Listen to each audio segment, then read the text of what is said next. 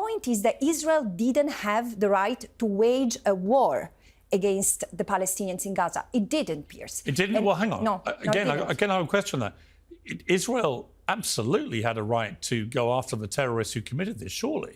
I mean, if you have a 3,000 terrorists pouring over your border, murdering in a most brutal manner women, children, innocent civilians, all the things you've said that they've been doing to Palestinians, and we'll come to that. But I'm just interested about your mindset in the aftermath of October the 7th.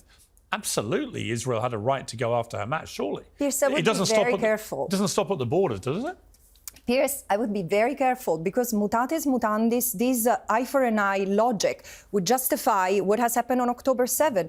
And I totally refuse to go there, because if we take your argument that the violence suffered by the Israelis on October 7 justifies what has been happening as October 9, this might lead to justify what has happened. What did they do? Well, hang on. What did they do on October the 9th that you think self-defense, and please bear with me, because self-defense has a meaning in international law, and it's a term of art that doesn't correspond to the common parlance. Self-defense is not the right to protect itself, which Israel has within its own borders. So if you ask me the question, what would have Israel done to be in line with international law? Israel had to do what I said, in line, so repelling the attack and trying to get the hostages back. Waging a war was neither proportionate. How do you get them back?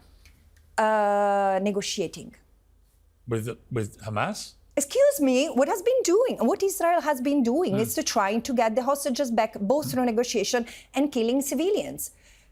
Let me turn the question back to you. If you didn't actually go... 45,000 people killed later. 155 people either killed, maimed, or 2 million people starving and traumatized. How has this liberated the hostages? Do we realize how dehumanizing this is? That's a different point, and I don't disagree with you. And I also think the proportionate response of Israel has gone way beyond what I think is acceptable, just to be clear.